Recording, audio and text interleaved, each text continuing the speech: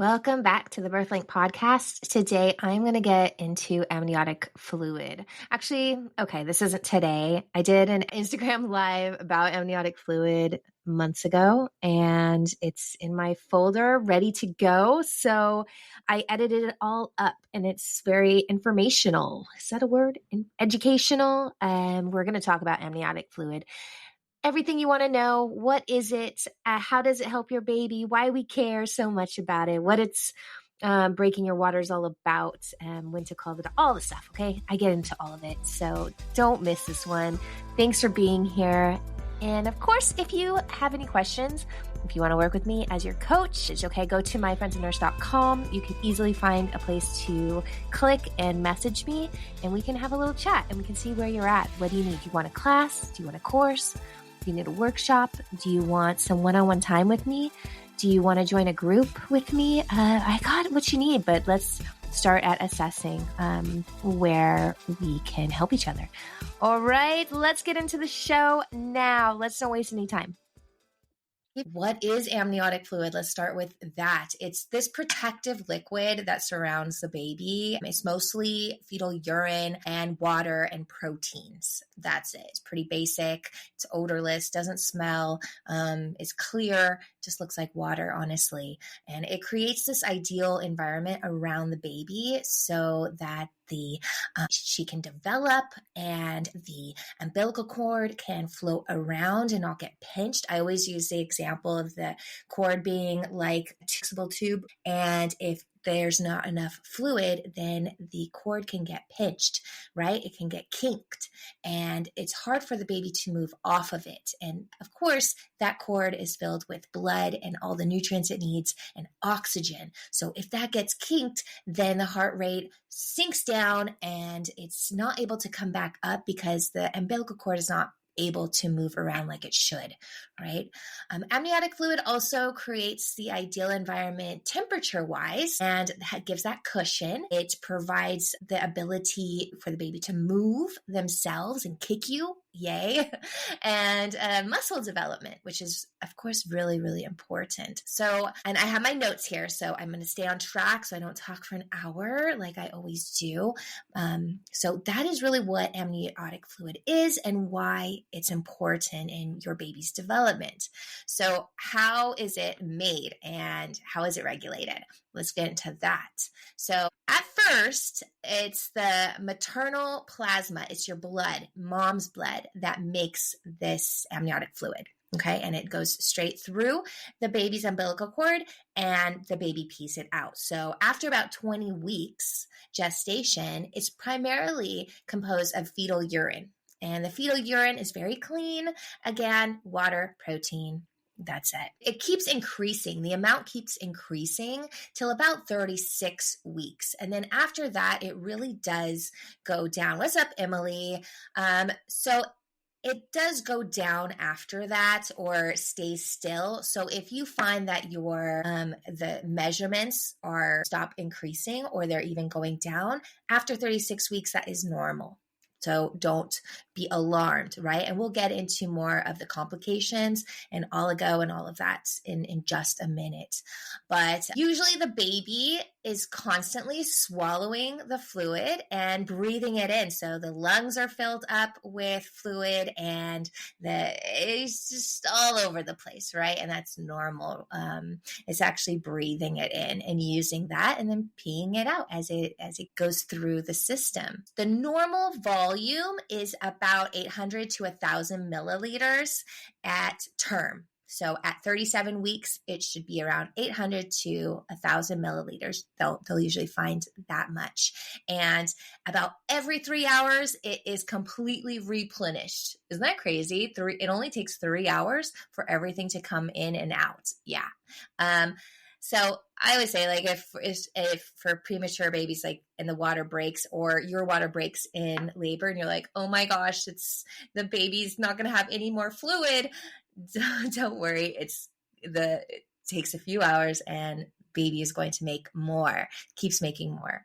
All right. Let's talk about normal versus abnormal levels. So remember I told you about oligo. Oligohydramnios is when there's too little fluid. So We measure fluid with an AFI. That's an amniotic fluid index. And so when you go in for your ultrasound, your doctor is going to be measuring. They're going to use these little lines and they're going to measure the black spaces. Those black spaces are amniotic spaces filled with amniotic fluid, right? So they're going to measure those. And they're looking for a deep vertical pocket, all right, DVP, and they're going to be measuring those. So when they add them all up, or they just check one and it's less than 5 centimeters, like they can't get more than 5 centimeters, then they will diagnose it as oligohydramnios.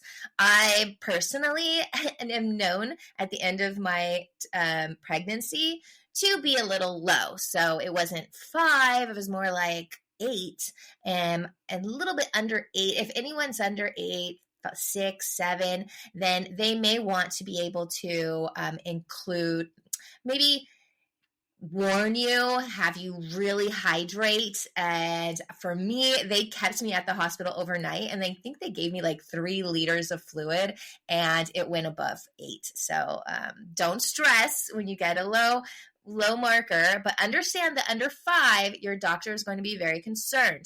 We have seen like 2, 3 centimeters, 1 centimeter, 0 centimeters, and your doctor may say risk versus benefit. It's not there. The risk is too high. They're going to want to deliver the baby really quickly because of those other reasons that we said right in the beginning.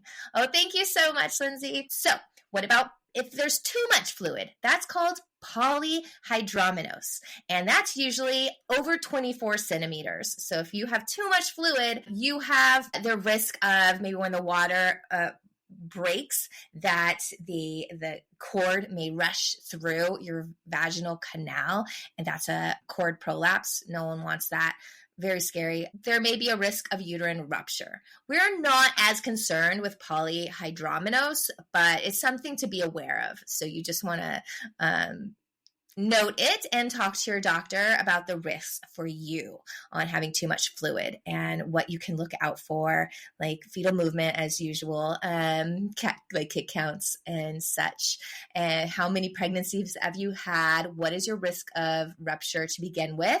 And if you have too much fluid, how can you manage that? Usually, guys, there's not much you're going to need to do. So it's more of the oligo, that low fluid, that we're more concerned with, because it does affect the baby's development, and then they want to see why, right? So why would your baby have too little fluid? Usually it's going to indicate maybe some kidney problems. They're not processing the fluid and excreting it, right?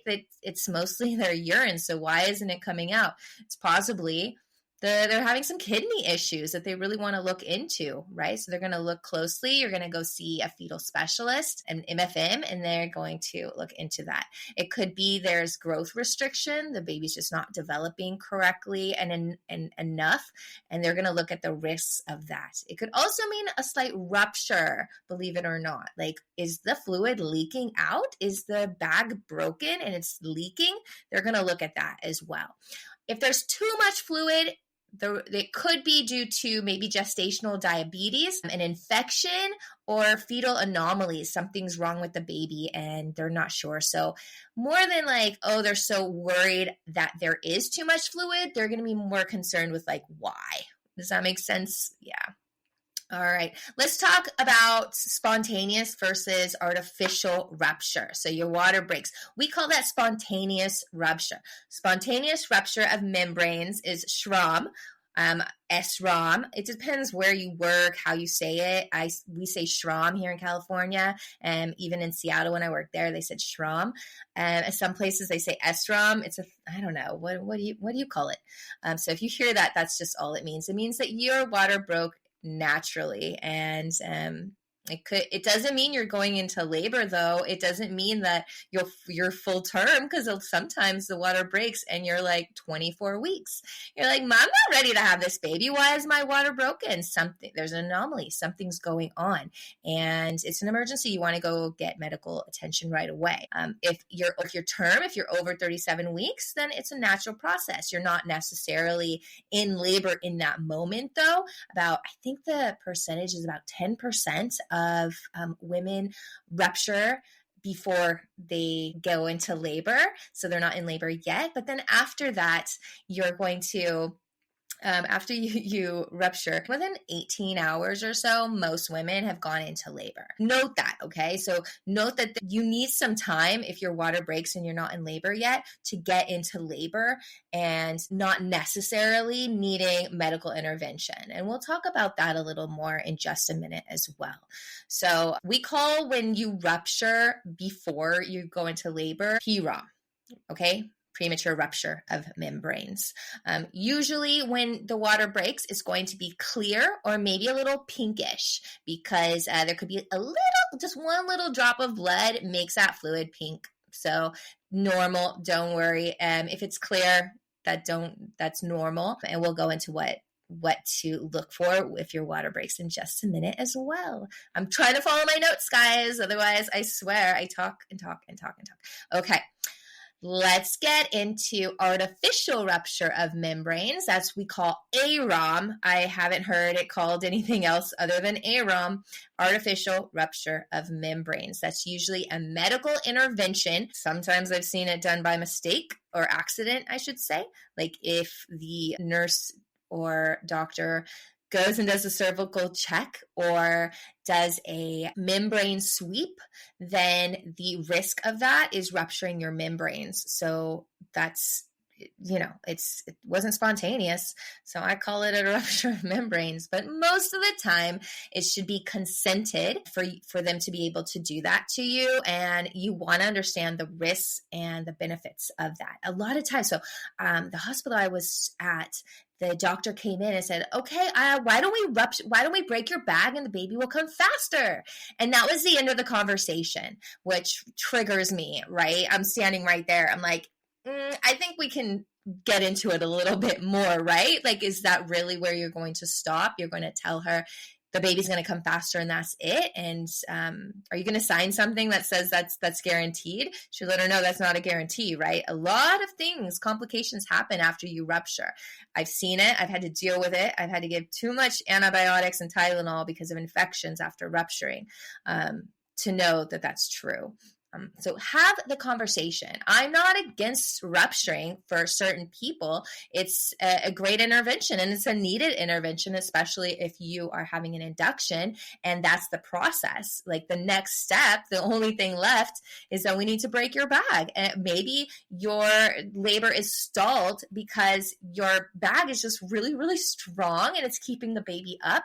I've seen so many times that they rupture artificially and the fluid comes out and the baby just comes down and that's all it's needed. And yes, the baby can deliver faster, right? I think the studies that I've seen, if you're into statistics, it's about 30 minutes faster. Okay, that's what they say. So, and there's a range, right? It could do nothing and you would still end up in a C-section, and it could deliver in a couple of minutes because that's all you needed to do. You really have to have a good conversation with your doctor. Be aware of the risks, maybe before you get to the hospital, about artificially rupturing your membranes, and understand them so that you can consent to it and feel good about it. It works great for some and it doesn't work great for others. So where are you at in your labor and if it's a good decision for you? I feel like AROM, artificial rupture of membranes, is a whole other topic.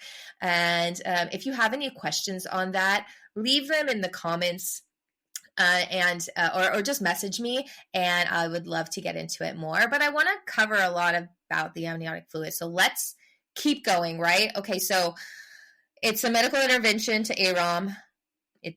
To induce and augment, no other reason, just to get labor going, moving, and progressing safely. And you're also in a controlled environment. So when you break your water artificially, you're in the hospital. It's controlled for the most part. We can monitor baby's movements and the fetal heart tones and all of that, right? So it's very medical. Just understand it is a controlled environment and we're going to make decisions based off of that. We are going to, as nurses, Usually the policy after we rupture is we're going to be checking your temperature at least every 2 hours. Normally we check in labor, we check every 4 hours, sometimes every 8 hours. I always check every 4, but I'm going to have my hands on you. I'm going to be checking your forehead. Every time I touch you physically, I'm aware of your temperature. So even if I checked you maybe 45 minutes ago, if I notice you're warm, I'm going to check you again. So understand that after they break your water, you're going to get your temperature checked a lot. That's if they break it artificially, and if you come in and your water is broken spontaneously, or if you spontaneously rupture. If your water's broken, we're checking your temperature a lot. Why? Because there's a risk of infection. We just you broke the seal between the outside world and your baby's world. So all the bacteria and everything out there is going to get into that fluid, and the chances that that clean, sterile environment is going to get infected goes up. If you have GBS, even more so, we're going to have our eyes on you and to make sure that that amniotic fluid isn't getting infected. Sometimes it happens quite quickly, so we are always aware of that. That's why we check your blood work too when you first come in. We check your CBC because we can check your white blood cells and get a baseline so that we're going to know if we feel that there's an infection. We may take your blood again and see if the white blood cells tell us if you have an infection goes up or not. Okay, so just something to be aware of there. And that goes along with cervical checks. So even if they're using a sterile glove, as they go inside, all the bacteria along your thigh or your vaginal canal or everything out, it's going to get on their hands. So there's no way to check your cervix sterilely, and they're going to introduce more bacteria and outside sources and infectors. Is that a word? Infectors? Maybe. It's been a while, okay, since biology class, but yeah, they're going to introduce those very, very close to your baby and the amniotic sac. Sometimes we can feel your baby's head. So the stuff on our fingers is getting into that fluid. So at the very least, if your water's broken, or if you decide you want them to rupture you, limit your cervical exams. That's the only thing, the advice I can give you. And I know most doctors, if not all of them, would agree with me on that. That means we're going to be wise when we want to place or recommend placing any internal devices. We can't place an internal monitor like a IUPC for contractions or FSC, the fetal spiral electrode, to listen to the heart rate. We can't do that unless we have access to the baby. So the water has to be broken. So if we need to do that, we need to rupture, then we have to go in and it does increase the risk of infection. So always we're looking at benefit versus risk, right? What is the risk of not having these devices or not having the cervical exam versus the benefit of having it? So we're always looking at that. What we consider risks versus benefits may be different to you. So it has to be a conversation and an understanding. How are we going to limit cervical exams and limit outside stuff getting inside when our water's broken? Okay, that's my little rant on that. I'm sure I'll do more episodes and more lives on cervical exams and the risks and all of that, because for me, I could go a whole labor without ever checking, because I work very closely with the birthing woman and I don't need that data because I have my hands and eyes on her, whereas the doctors are more cervical friendly and happy because they just want that data because they're looking at the clock, right? And if you're a doctor, if you're a resident fellow, you know I'm right. You're looking at the clock. You can't deny it. Sorry. And if you are a patient, or a birthing woman, then you need to understand that as well. All right, let me get back to See, I already went off my notes. Oh my gosh, it's been almost 20 minutes. We're going to wrap up very quickly. What are the risks based on gestational age? If your water breaks, if it's over 37 weeks, low risk, okay? Your term, that baby's developed. We're pretty sure that the lungs have been developed and that you're probably on your way to going into labor. So congratulations, and just understand your term. There's low risk. And you can allow for more time for a spontaneous labor. All right. So that means it's just maybe you can let your doctor know or your midwife know that your water broke, but there's really no reason to rush into the hospital.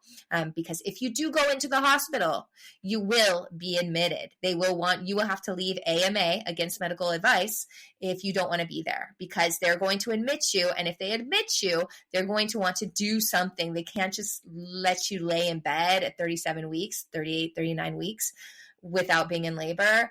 I mean, they can. You can just refuse. If they want to admit you, go for it. You're like, but I don't want Pitocin. I don't want misotopril. I don't want any intervention. I want to go into labor naturally.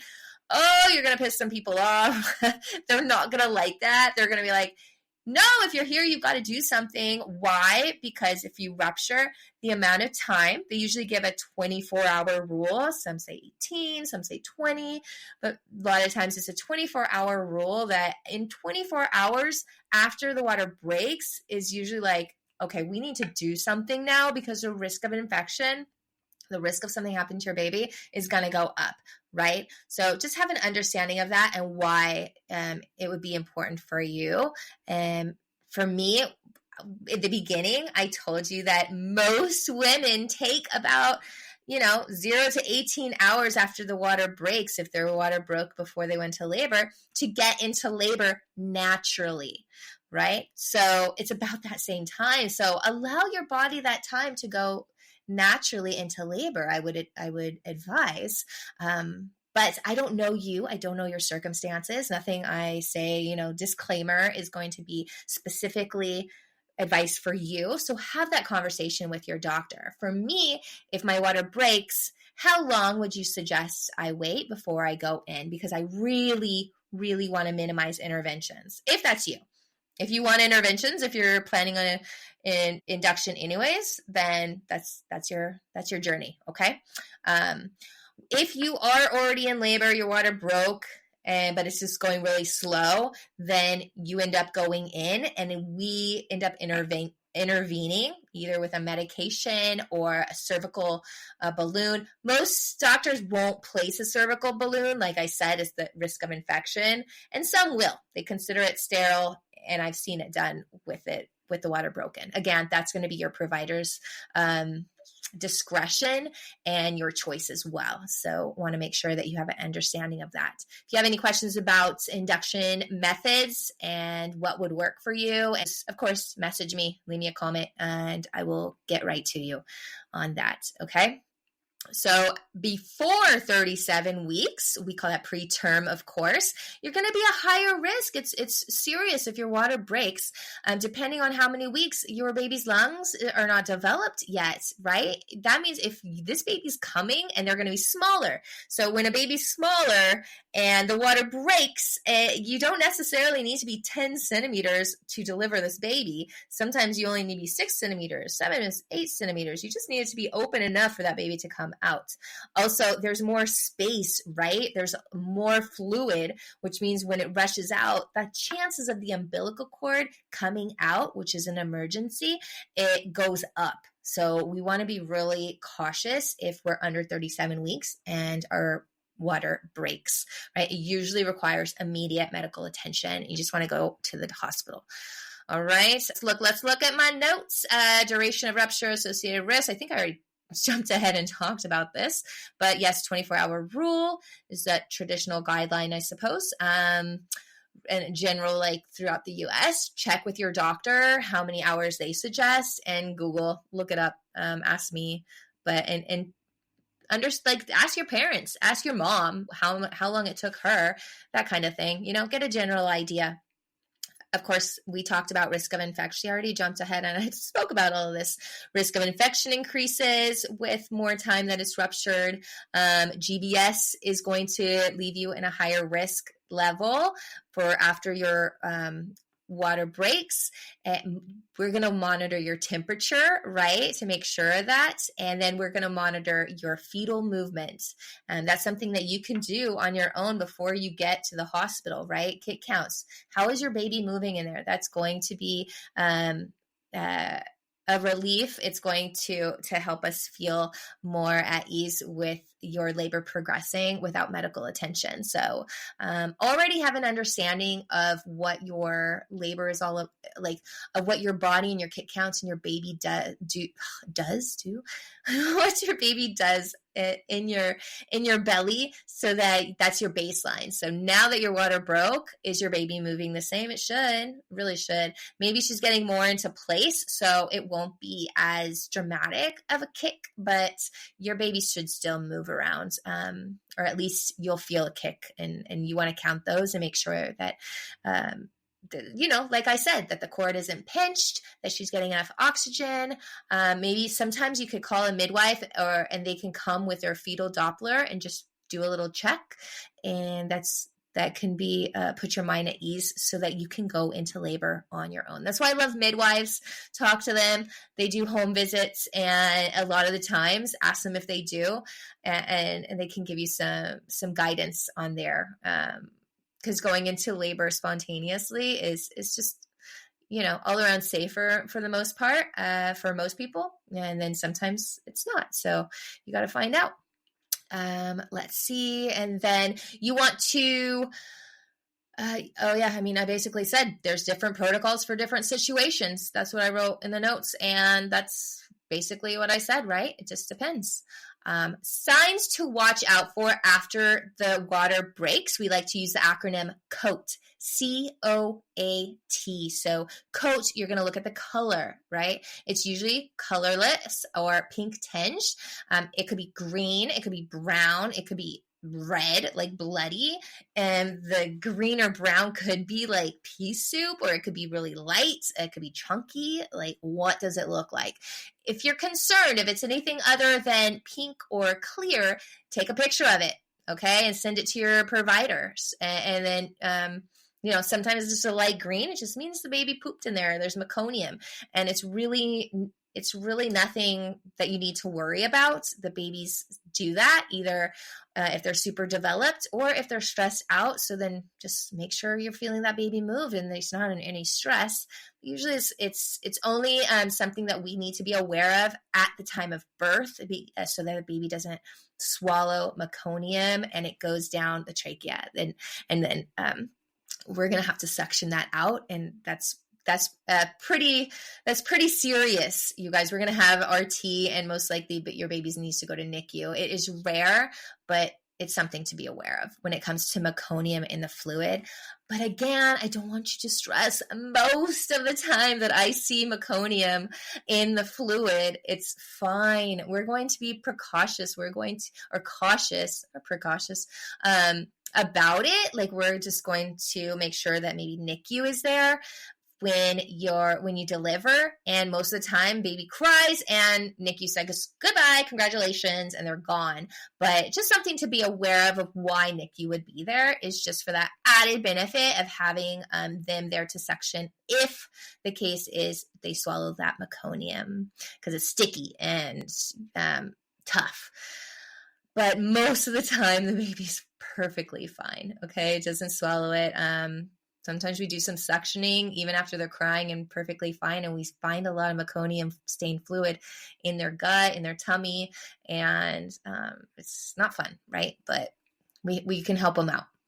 That's why people come to the hospital, I suppose, but something to be aware of and something that we do there. Let's see. Okay, so you want to, so color. Oh yeah, I'm on COAT. So COAT, C is color. So you got the color, and we talked a little bit about meconium. Odor, it should be odorless, guys. I got into some debate, like a light debate, because I really didn't want to continue, with someone that said, no, amniotic fluid has a distinct smell. But I haven't smelled that distinct smell on most fluid that's colorless. It's odorless.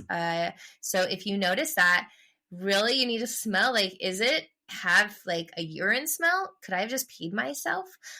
Sometimes you have very wet discharge. It could be discharge.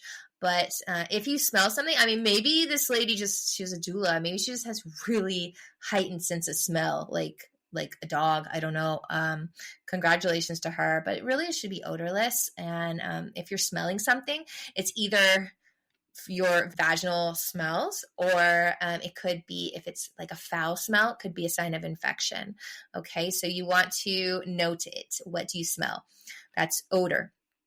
Amount, that's the A of coat, is the, how much do you see? Is it a gush or is it trickle? Is it just like continuing to trickle down your leg? I have seen them like it goes down their leg, or even a gush, and then after a while it stops, right? Why is that? Well, sometimes as a baby, so let's say like a balloon pops and it's just a little hole, and as the baby comes down, the hole kind of moves up into the like uterine cavity and the cervical opening. The hole is no longer in the cervical opening, and it actually like fills up with fluid there. We call that a forebag. So the hole's up here and it's plugged. So no more fluids coming out. Or the baby's head is like corking your cervix and your vaginal canal. So all the fluid is behind him. So no more fluid's going to come out. Maybe the baby just got in position and the leaking stopped. That happens all the time, especially as you progress in labor. And sometimes you just have a lot of fluid. It's coming out. It's soaking the bed. It's soaking everything. Pads aren't really going to do it. I always suggest that you carry a towel, especially after 37 weeks, in your car so that you can sit on it. Even though it's odorless, that can create a smell as it dries, just like anything. And you don't want that in your car. Oof. So you want to sit on it, right? Your water could break anywhere. So just be aware. All right. And so amount, and then T is temperature. Is your temperature changing, right? Check your temperature. Check the temperature of the fluid. Is it getting hot? All that. Okay. It says temperature and time. What time? T is for time. I put temperature, but time. What time did it break? Right? Because you're going to want to tell your provider what time it broke, because obviously we talked about the clock and that 24-hour rule and all of that stuff. I don't know about rules, guys. This is just what came up, and I know how the doctors think. So we live by the rules, and that's what it is. Seek medical attention. This is important, right? When are you going to just be like, I want to stay home. My water broke. I want to try to get into labor on my own. So I'm going to take a warm shower. I'm going to do some dancing. I'm going to cook. I'm going to want to snuggle. I'm going to just put this heavy pad on. And I'm going to chill. And I'm just going to try to get my own oxytocin flowing so I could get into labor on my own, right? But when should I talk to my doctor? When should I go to the hospital? Please tell me. Like, I'm not going into labor yet. So you want to go in if there's obviously a risk of the cord coming out of your vagina. Maybe you feel it, or your baby is not moving as much. So you want to be aware of decreased fetal movement, okay, in your kid count. So you're not feeling baby moving as much. Get your booty to the hospital ASAP. Don't even wait, right? So be aware of the baby. If you're comfortable with her movements, then continue on. If you're not, get to the hospital. If you have foul smelling, if that odor is smelling bad or is thick meconium that's green, then get to the hospital, because we need to check on the baby and make sure that they could have fetal movement, but when we put it on the monitor, they're having decelerations, they're not looking good, they're getting sick. You need antibiotics and some Tylenol quickly, right? So it smells good, bad, it's green, it's all that stuff, okay? And if you have a fever or feeling chills, do not wait. Just get to the hospital, okay? Let us help you with that infection. And then if you have heavy bleeding, so if your water broke and you notice that you're also getting like blood, then that is significant and you need some help, and you need to go see us ASAP. Don't go to the ER. Whatever you do, come to labor and delivery if you're over 20 weeks. Okay, we are your ER. Remember that. So I'll finish off by just giving you some preventative measures that you can take to make sure that your fluid is on track. And most of it is just hydrate, right? Drink a lot of water, 60 ounces, whatever your doctor suggests. Keep hydrated, especially if it's hot outside. So during the summer, during those warm days, drink your water. Whether it's tea, whether it's whatever it is, if you need to put some electrolyte packets or some flavoring, figure out a way. Take small sips throughout the day. Stay hydrated. it's hard for me too, guys. That's why one weekend, it was my baby shower that weekend, and then Jordan's 20th birthday. And I was just like, move, go. And I got dehydrated and I ended up in the hospital, and I recovered. It wasn't full on oligo, but yeah, oops, I got to take my own advice, right? Don't we all?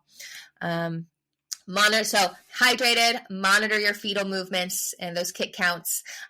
Get prenatal care. Please get that conversation and relationship with your doctor or your midwife, and understand what the levels are, whether it's normal, abnormal, what to do if it breaks, how long, get that relationship going, but get prenatal care.